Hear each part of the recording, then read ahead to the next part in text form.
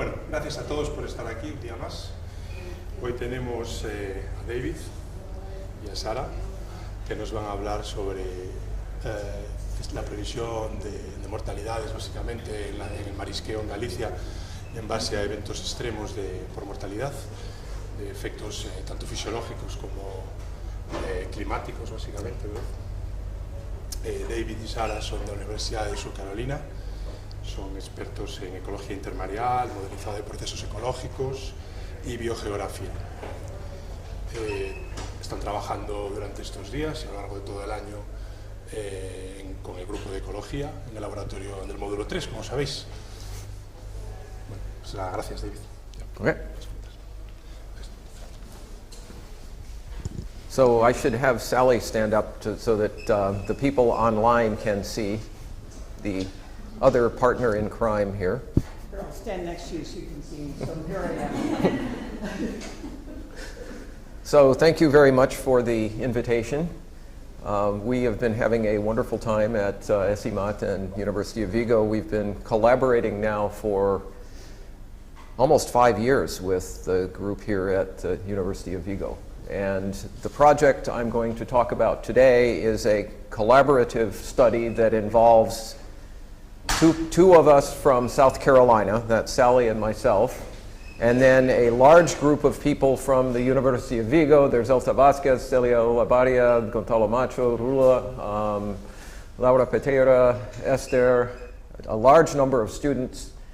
And in addition, it's a collaboration with the cofradías de mariscadores in Redondela, Cavados, and Bueu.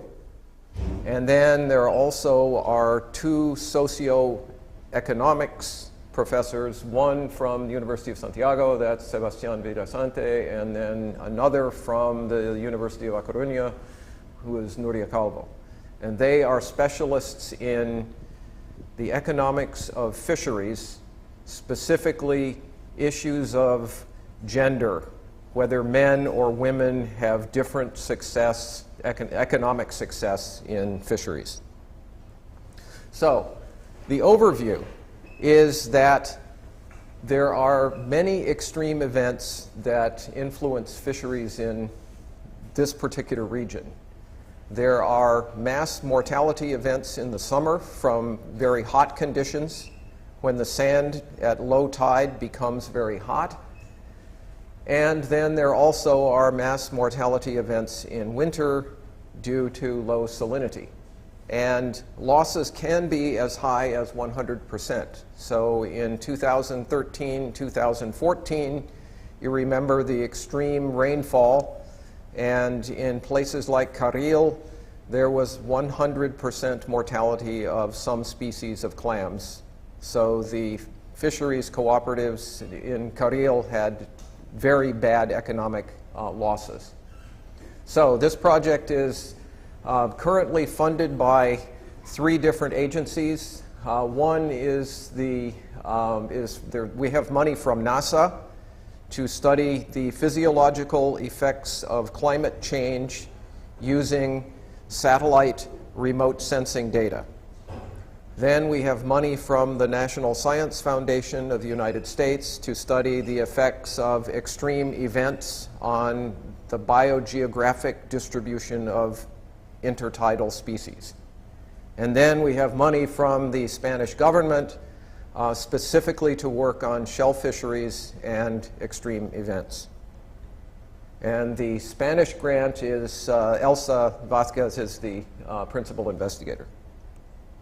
So, as you know, the clam fishery in Galicia is organized by local artisan cooperatives, and essentially every square meter of sand that you can walk to is under use as a clam farm in this area. And then there are many subtidal areas. The yellow regions on this map of the Rio de Rosa is the yellow are areas for fishing on foot, and the orange are areas for fishing by boat. And typically, women harvest the regions that are in yellow on these maps, and men harvest the regions that are in orange on this map. So this distribution of harvest activity between men and women has interesting consequences with respect to extreme events, because the beds the women harvest are exposed to greater fluctuations in temperature and also to greater fluctuations in salinity, because fresh water usually floats above salt water. So the typical harvest, I'm not sure the reason, but women do mostly intertidal. It may be something to do with the strength required to use the big rakes that the men use in the subtidal. So there are three primary species of clams that are harvested in Galicia. There's the ameja babosa, which burrows to about 8 centimeters depth and has a maximum value of 52 euros per kilogram in the shell at the dock at the loncha, and that's what the women get paid for that species maximum price. And these are data from last year. The almeja fina burrows much more deeply. It burrows to 15 or 20 centimeters, and it is worth as much as 80 euros per kilogram at the loncha. And then there's the ameja japonesa, which burrows to very shallow distance, and it is much cheaper. Average price 7.5 euros, maximum 27. As it turns out, each species is worth, overall total harvest is about the same, 13 million euros total harvest in Galicia in 2015. So how do we go about forecasting? One of the things that we developed a number of years ago was a way to take meteorological data, so forecasts or reanalysis data from Meteo Galicia, from the American National Weather Service. All of those agencies make predictions every day of many environmental variables, including direct solar radiation, temperature of the air, speed of the wind, humidity, and rainfall. And those data can be used in meteorological forecasting to predict the temperature of the soil. And in these, every meteorological forecast model has a soil layer. And on every grid square, there is a different kind of vegetation. Sometimes it's pine trees. Sometimes it's agricultural field. Sometimes it's just dirt. And what we did is we created a new kind of vegetation, which is sandflat, that gets wet at high tide. So the method is we take Meteo Galicia forecasts, we take humidity, wind speed, air temperature, atmospheric pressure, solar radiation, infrared, and all of those variables are available as maps every hour. We take that information through our sandflat model, and at the same time we take ocean data from Meteo Galicia's MOED ocean model, and it has sea surface, it has ocean temperature and ocean salinity. So we take those data, and as a result of our calculations, we can predict the temperature every half hour at 1 centimeter intervals in depth in the sand every 250 meters in the Rias Baixas. So the map on the far right is a map of temperatures in specific shellfish beds. This is a prediction of maximum temperature on a particular day.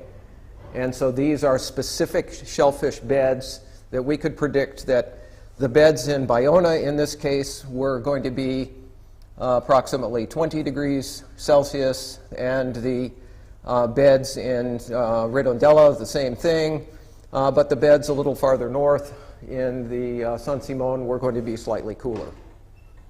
And so we can make predictions on individual shellfish beds and sometimes even within a single harvest area, differences in the temperature that animals are likely to experience, because we can predict the surface temperature and the temperature at each depth where the clams live every half hour. So how do you relate this to mortality? We've made measurements in the laboratory of mortality as a function of exposure time. And what you see is that the different species have different sensitivity to high temperatures. So Venerupas corrugata, after 2 days at exposure to 36 degrees Celsius, they're all dead. However, at temperatures of 20 to 27 degrees, they have no problem. The Rudotapes decusatus is much less sensitive. Even after 4 days at 36 degrees Celsius, only 40% die. So much less sensitivity. And then the Manila Clam, the Ameixa japonesa, Rudotapes philippinarum, it also is not very sensitive. Maximum mortality, 40% after several days exposure to 36 degrees Celsius. So these differences in response to exposure to high temperatures means that we would expect different rates of mortality in different shellfish beds among these different species. We would expect that babosa would be dying at a much faster rate than the others. So that's summer conditions. In winter, there are heavy rains, as you know. And this is a data table from Parada's paper in 2012, which used about 3 decades of data on extreme mortality events in several species in the areas of, I think this is all Rio de Rosa. And in each column are mortality rates. The letter T is total. That's total mortality. And then elsewhere there are percent. So as you can see, there were events in 1977 and 78 when there was essentially total death in the regions of parts of the Rio de Rosa. And these kinds of events happen occasionally, not every year, sometimes more than once in a year, but they can be extraordinarily damaging to the populations. So these kind of events are what we also are trying to forecast. So this is, again, a combination of laboratory and field and modeling studies. So this is what's going on in Modulo 3 right now. We have this crazy collection of tanks. There are 4 salinities and 2 replicates of each salinity. There are 4 species, and we are measuring oxygen consumption, feeding, defecation, excretion, gonad response, heat shock protein response, and also various indicators of behavior. We have many electrical cables going into these tanks, and they have sensors that allow us to measure remotely the behavior of individual clams. And so complicated collection of data that allow us to find out the sublethal effects of low salinity in addition to the effects on mortality. So here's what mortality looks like. Just like in the case of temperature, the Ameixa babosa is very sensitive. At 2 parts per thousand exposure, that's the dark blue, the line to the far left, there is essentially 100% mortality after 3 days exposure to 2 parts per thousand salinity. On the other hand, Philippinarum it takes 15 days to get the same amount of mortality. And for decusados, we never did get 100% mortality, even after 20 days. So there's extreme difference in mortality. Each color represents salinity. So dark blue is 2 parts per thousand, dark red is 25 parts per thousand, and the others are intermediate. So even at 15 parts per thousand exposure, after 6 days, babosa is 100% dead. So this explains the patterns we see in the RIAs. So we take these data, and then we take the Meteo Galicia ocean forecasts. Every day, Meteo Galicia runs a 3-day ocean forecast.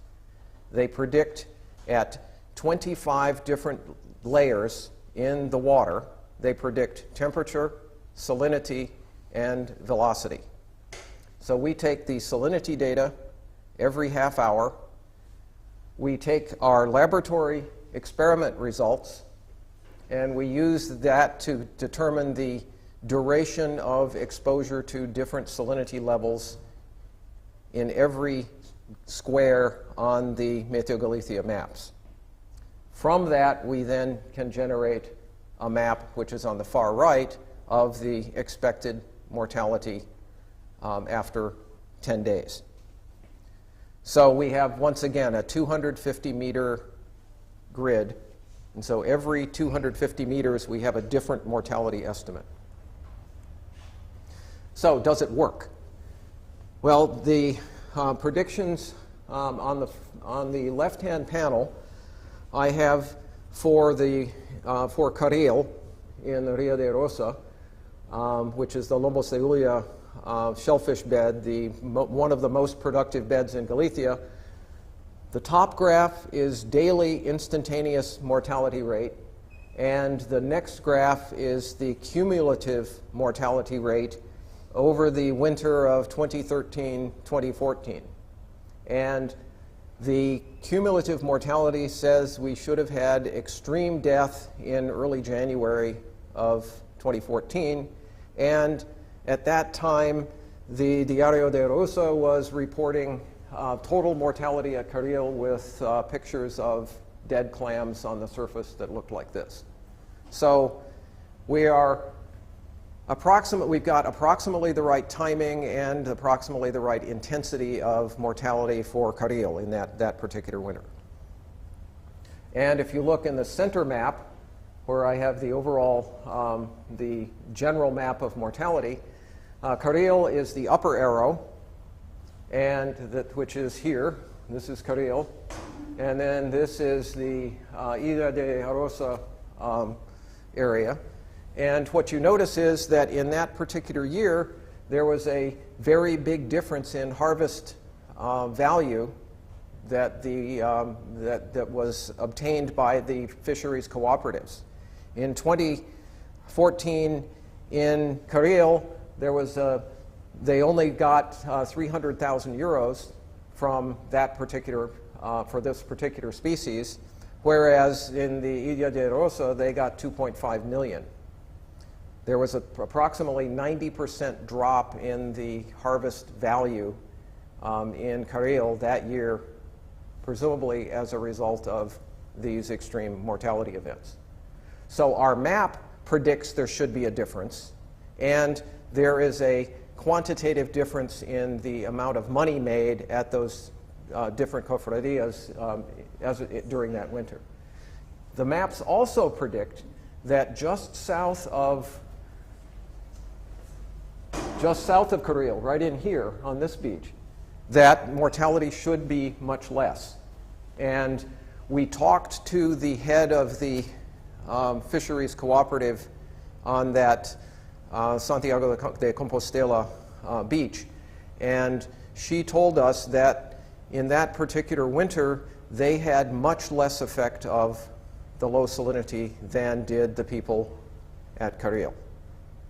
So also on the very small scale of 1 or 2 kilometers, our maps are producing a difference in predicted mortality that is consistent with the observations by the people in the cooperatives. So we think we are close in this predicting. The difficulty is that here in our previous forecasts, we used Meteo Galicia data every hour. That's wonderful when somebody has an ocean model, but you don't always have one. And the Meteo Galicia model only was started in 2013. So we don't have any data prior to 2013. So if we want to look in the past and if we want to look forward, we either have to come up with our own ocean model or we need another method. So what we tried was something called a multivariate statistical method, which is to take all of the mortality maps that we had. We had 600 daily mortality maps from the 600 days of Meteo Galicia data available. We took 600 maps and we used multivariate statistical method of clustering to find 9 different categories that represent the variation among those 600. So we reduced 600 down to 9. And they range from high mortality in Lobos de Ulla to no mortality in Lobos de Ulla. And there's gradation among them. We then said, presumably, these mortality patterns must be related to rainfall, because if there's lots of rain, then the salinity in the estuary becomes low, and then there should be mortality. So we then took a product called the Climate Forecast System Reanalysis, which is a meteorological it's the best estimate that the U.S. National Weather Service has of the world weather. Every hour, every day, they do this continuously. They make the best estimate they can of the weather everywhere. So I took the precipitation data for Galicia, well, actually for the watershed, for the region that this water comes from, and did a regression of rainfall on land to these patterns. And what I found was that there was an R-squared of 0.55 between intensity of rainfall and the identity of the map. So then I took that regression and applied it to 1994 rainfall to predict the sequence of maps, which then led to a prediction of daily survival, which then led to this prediction of cumulative survival in 1994. The prediction is that there should have been at least 40% and then more mortality in early January of 1994, which is when Parada said there was high mortality. We have the timing right. We don't have exactly the intensity right, but we do have a catastrophic mortality event at approximately the right time based on this method, which does not use an ocean model. So this gives us hope that we can use this to go to the past and go to the future to predict mortality patterns under climate change. There's a difficulty, which is, this is the rainfall pattern that I used in the model. The map on the top is the same day, same hour, Meteo Galicia forecast. This map is same hour, same day, radar map from NASA. The general area of rain is matched among these, but the intensity is very different. NOAA says the intensity is too high. Meteo Galicia says the intensity is too low. So we do have a potential problem there. The other problem is that the salinity in the estuary is determined by flow down the river. And there are two reasons for the flow. Number one is rain, and number two is electric power generation, because the power companies generate power when there is high demand. So if everyone is running electric heat in the winter because it's cold and rainy, then they dump extra water and you get lower salinity. So the black lines here represent measured measured flow in the Umia River, and the red represents the the black represents the model that Meteo Galicia runs, and the red is the flow gauge. So you can see on days like this one, the model, based on rainfall, said there should be one amount of flow, but the flow was about twice that, probably because of electric power generation. So we can't get a perfect prediction from the Meteo Galicia because Meteo Galicia has no way of predicting when the power companies are going to dump water or not. But we can get partway there. So one of the things that we would like to do is try to find out what algorithm the power companies use for deciding when to dump water, if that's possible. Not clear whether it is. So, how do you put all of this together? We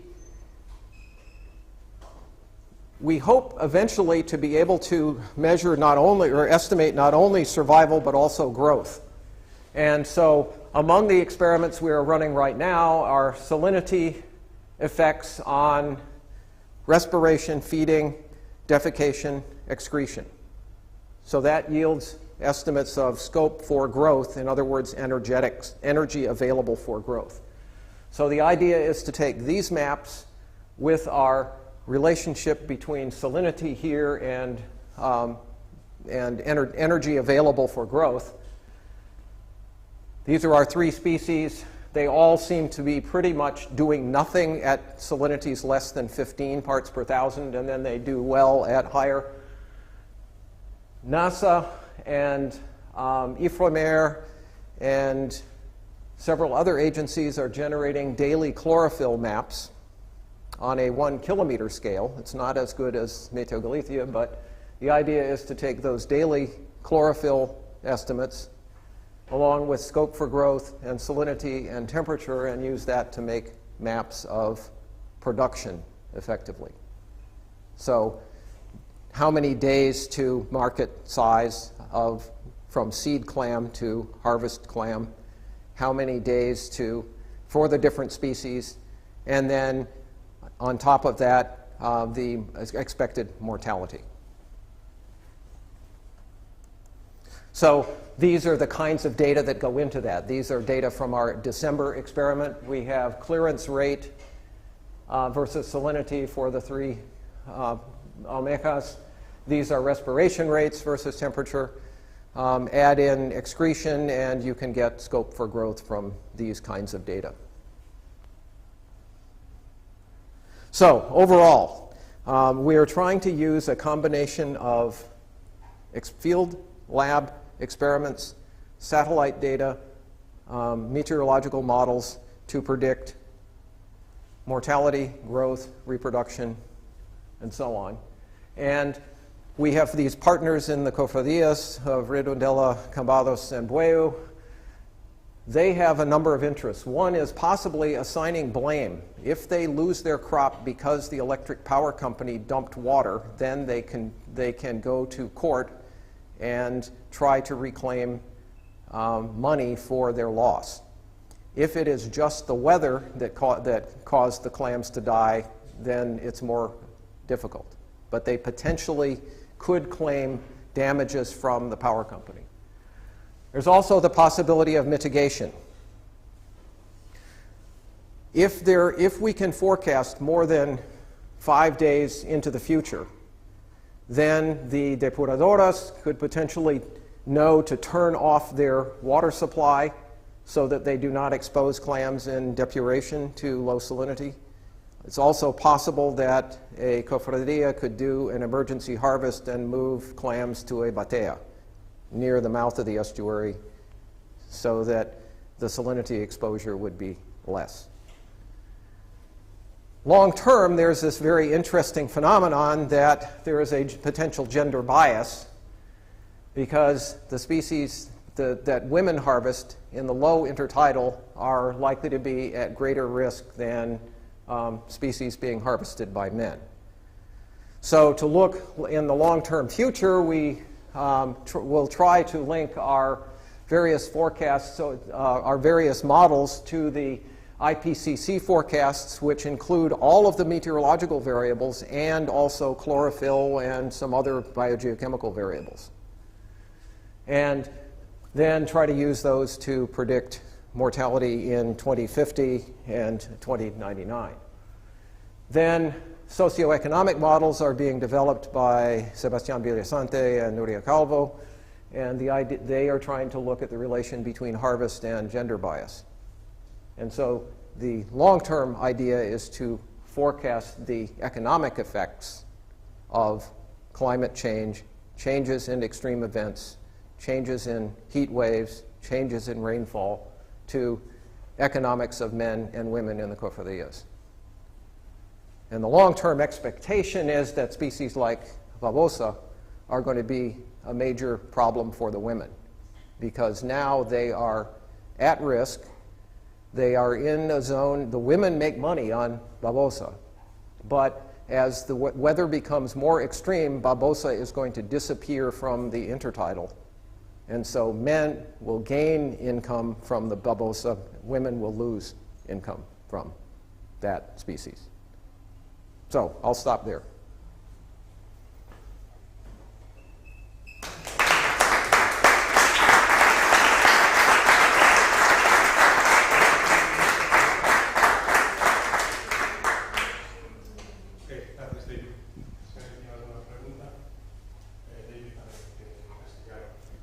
Si hablan lentamente, es posible.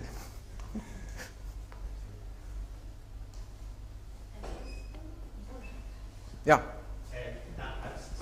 Easy question.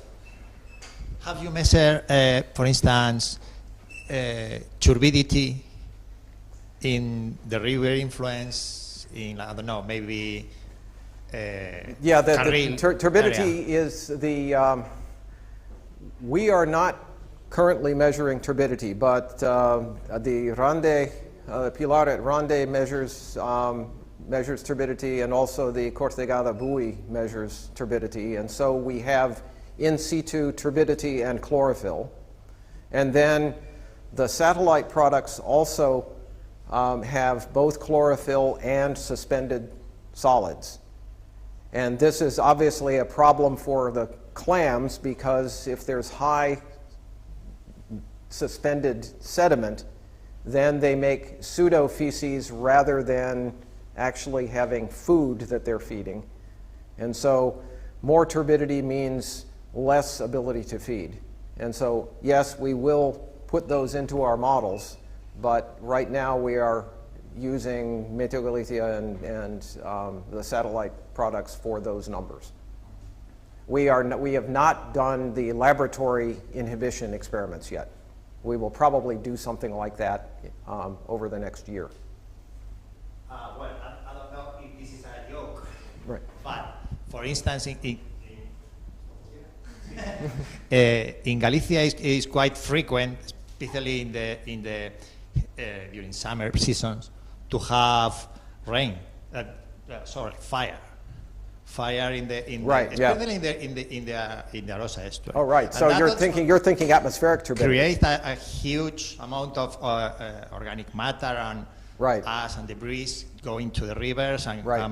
mass mortality occurs in the Right. in the beds. I mean, And that's something that we don't currently have a way to deal with that, but there probably are enough data that we could take a fire history can be measured. yeah, I think there are some studies on that. Yeah. So we should look into that. That's not something we have looked at, but that's a very good idea. Thank you. Okay, thanks a lot, David. Concerning what Mariano was saying, also you probably could take into account the possibility in your model that clams could also feed on detritic matter, not only chlorophyll. Right. Because Yeah. you know, organic matter from terrestrial origin is very important in the Right. diet. Yeah. That's just. Yeah. And many of the IPCC forecasts the biogeochemical models. They tend to predict a variety of things. So they tend to predict microplankton, a whole variety of sizes of algae, as well as generally particulate organic matter.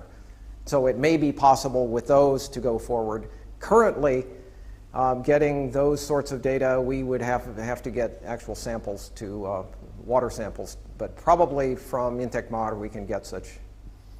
And another thing that I saw, and I like it a lot in your presentation, is the effect of the hydroelectrical dam. Parada made a study, updated the data of mortality from 2012 on, in a small study where I also participated, and you can have more data if you're interested. That would be very interesting. Recent yeah, that would be very useful. in that study. And he concluded that the effect of the dam upstream in the Ulla River was very important. Yeah, so and it certainly looks in the Umeå the same thing. That's something very important. Flow. It's something that it would be nice. I mean, I encourage you to send your results to the administration, to the Galician administration, because it's something very relevant for the management of the dams. Yeah. And there is a conflict, as you probably know, between the hydroelectrical companies and the clam producers, and your data will help a lot to improve this management and to forbid the companies to release water when your forecast says that it's going to rain a lot, because if both things then together, it makes it twice as bad. So I see a very clear practical use of your model here. So that's really interesting and have a lot of importance. We have exactly the same problem in South Carolina in the summer. We have lakes that are used with dams that are used to generate electric power when people run air conditioning in the summer to try to cool their houses. And in South Carolina, we have temperatures of 37, 40 degrees Celsius, 95% humidity, so people run, on a hot day, they use a lot of electricity. The fish in the rivers will only spawn if there are 3 days of rising temperatures. So if there's a hot day on every second day, then they dump cold water out of the dams into the rivers and the fish don't spawn. These are striped bass, they're big fish. And so in some seasons, there is only 1 day in the entire year when the fish actually have the right conditions to reproduce. And so out of 300,000 fish in the lake, there may only be 5 parents of the next generation because of this electric power generation. So very similar problem, and there's the same conflict with the power companies, and the power companies do what they want. But maybe with strong government, one can do something.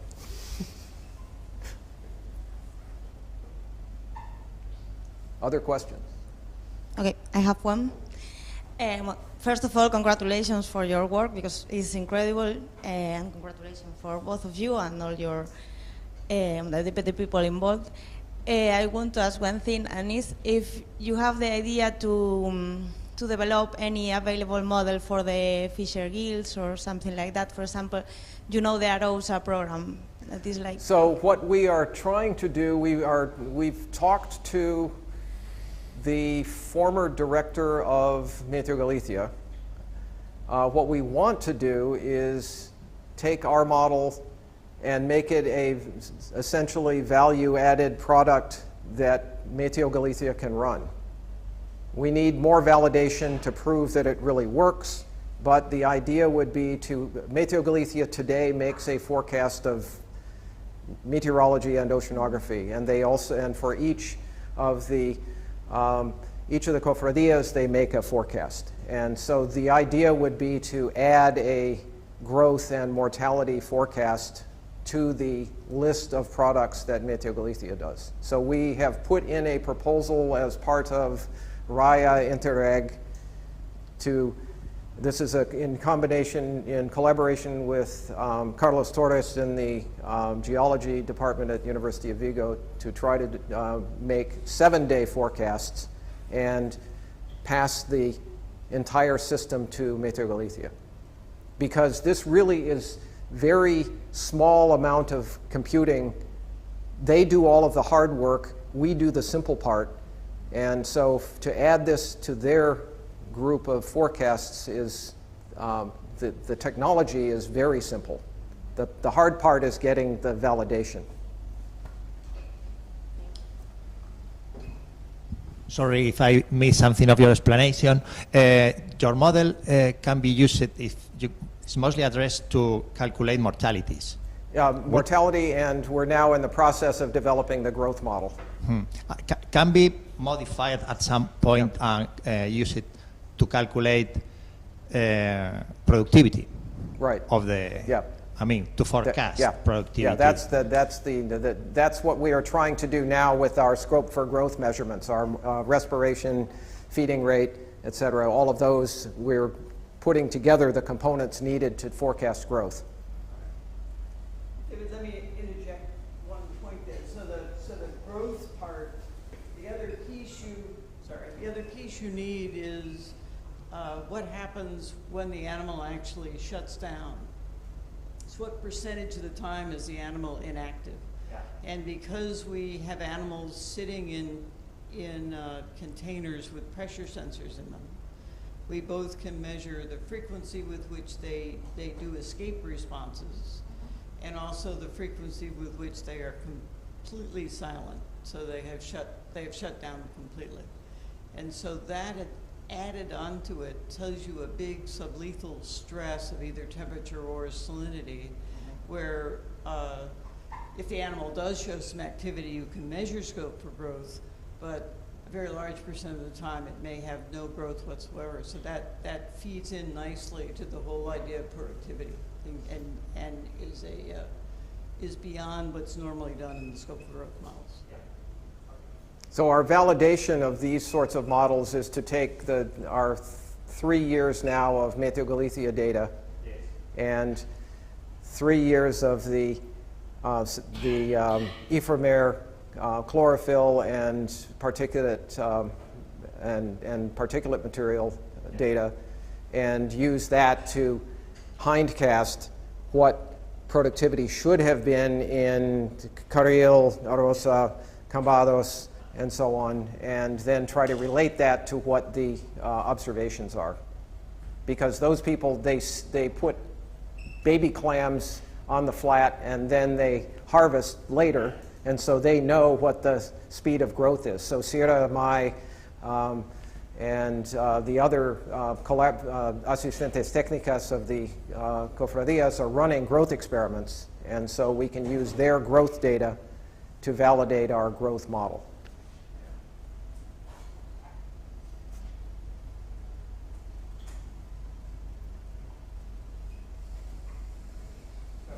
Okay.